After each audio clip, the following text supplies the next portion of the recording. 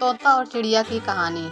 एक दिन मिट्ठू तोता और रानी चिड़िया खाने की तलाश में सुबह से एक पेड़ पर बैठे हुए थे। चिड़िया तोते से बोलती है, चलो मिट्ठू भैया घर चलते हैं, क्योंकि किसान तो घर जाएगा नहीं और हम लोग दाना नहीं चुग पाएंगे। तभी तोता बोलता है, रानी चिड़िया वह कौवा कैसे रोज मकई खा लेता है? तो रानी चिड़िया बोलती है, वो कौवा बहुत दुष्ट किस्म का है, इसलिए वो चोरी छिपे किसान की मकई खा लेता है।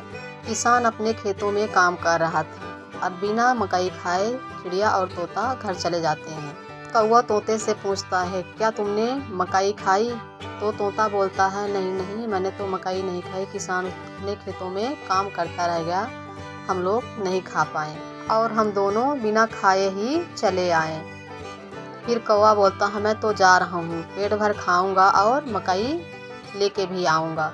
कौवा वहाँ से चला जाता है और जाकर एक पेड़ में बैठकर किसान से बोलता है कि तुम्हारे घर में मेहमान आए हुए हैं, तुम्हें तुम्हारी पत्नी बुला रही है। तो किसान ने उसका धन्यवाद किया कि तुमने मुझे बताया और वो किसान चला गया। कौवा मज़े से किसान के खेत की मकई खाने लगता है।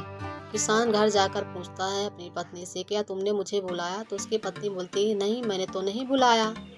कौवा झूठ बोलता है। कौवा पेट भर मकई खाया और अपने साथ लेकर फिर जंगल की ओर चला जाता है। रानी चिड़िया कौवे से बोलती है, कौवे कौवे मुझे भी एक मकई का भुट्टा दे दो।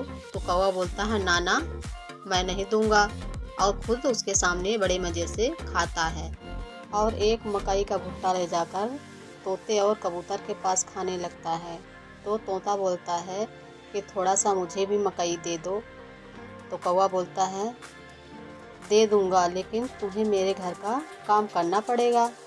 इतने में कबूतर बोलता है कि मैं भी तुम्हारे घर का काम करूंगा, मुझे भी मकई खाना है। तो कौवा बोला, तो चलो फिर हमारे साथ। तोता और कबूतर कौवा के घर चले जाते हैं। कौवा कबूतर से बोलता है, तुम मेरे घर का कपड़ा धुल दो, और तोते से बोलता है, तुम मेरे घर की सफाई कर दो, फिर मैं तुम दोनों को मकई खाने को दूंगा।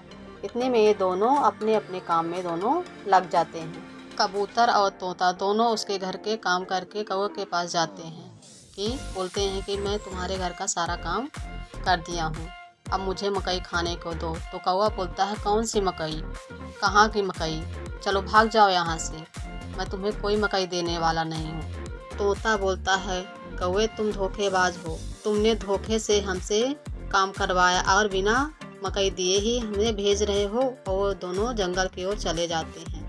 फिर कौवा रोज की तरह फिर से किसान के खेत में मकई खाने के लिए चला जाता है और जाकर किसान से बोलता है, किसान किसान आज मैंने देखा कि तुम्हारी गाय जंगल की ओर जा रही है। तो इतने में किसान वहाँ से चला जाता कि मेरी गाय को शेर खा जाएगा।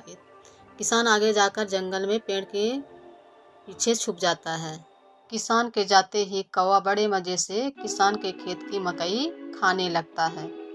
किसान बोलता है, ये कौवे का बच्चा मुझे किसी न किसी बहाने भेज देता है और मेरे खेत की फसल नष्ट कर रहा है। कौवा बोलता है कि जब तक मेरे पास बड़ा दिमाग है तब तक मुझे किसान के फसल खाने से कोई नहीं रोक सकता। इतने में किसान बंदूक निकालता है और कौवे को मार देता है।